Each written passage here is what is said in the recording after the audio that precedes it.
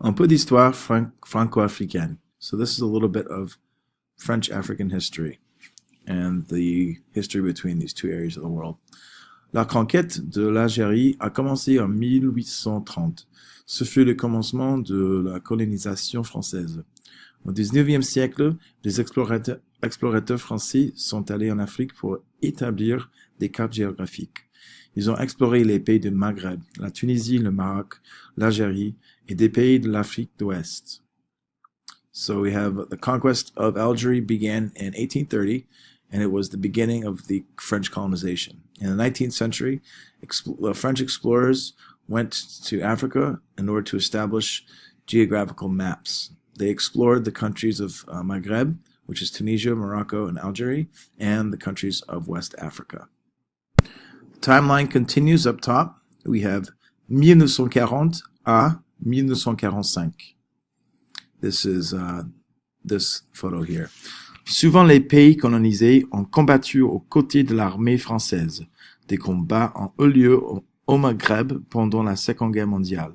Il y a eu beaucoup de victimes parmi les soldats. So often the colonized countries are fighting on the sides of the French army. These conflicts or these battles take place in Maghreb during the Second World War. There was a lot of victims among the soldiers. À la fin des années 50, les pays colonisés ont voulu leur indépendance. La plupart des colonies et protectorats français ont obtenu leur autonomie pacifiquement. Le Maroc est resté une monarchie et le sultan Mohammed V est devenu roi. So at the end of the 50s, the colonized countries wanted their independence. Most of the colonies and their protectorates, French protectorates, obtained their autonomy peacefully. Morocco stayed a monarchy, and the Sultan Mohammed V became their king. Après son indépendance, la Tunisie a élu Habib Bourguiba comme président et est devenue une république. So after their independence, Tunisia elected Habib Bourguiba as their president, and it became a republic. So here's some other useful words when talking about these types of events.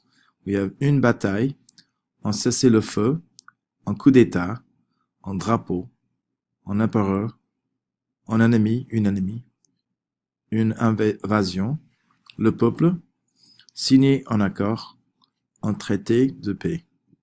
So, or just un traité for a treaty. And a coup d'état is actually something we use in English as well, so you may recognize that term. 1962, 1962.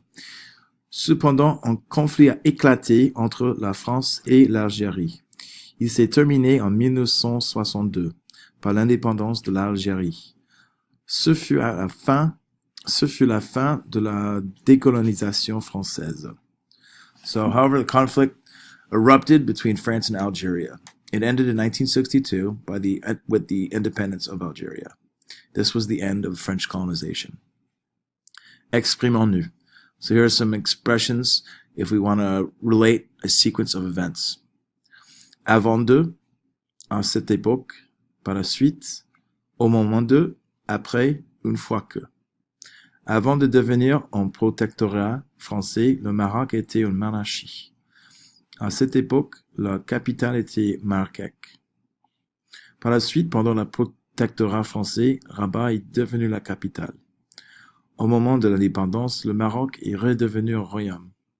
Après la mort du roi Hassan II, son fils est devenu roi. Une fois qu'il est devenu roi, Mohamed VI a fait de nombreuses réformes. So these sentences, so before becoming a French protectorate, or protectorate of French, Morocco was a monarchy. At this time, the capital was Marrakech.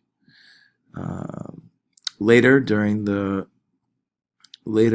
for the French protectorate, Rabat became the capital. The moment of independence, Morocco became a kingdom, or re-became a kingdom. And after the death of King Hassan II, his son became king. And once he became king, Mohammed VI made a number of reforms. Exprimons-nous. This is to tell what happened to someone else. On a rapporté que le président voulait en cesser le feu. Le président a déclaré qu'il ne voulait pas de conflit. Le roi a annoncé que son fils partait combattre. Il paraît que le prince est malade. So, it's reported that the president wanted a ceasefire. The president declared that he no longer wanted conflict. The king announced that his son was leaving for battle, and it appears the prince is sick.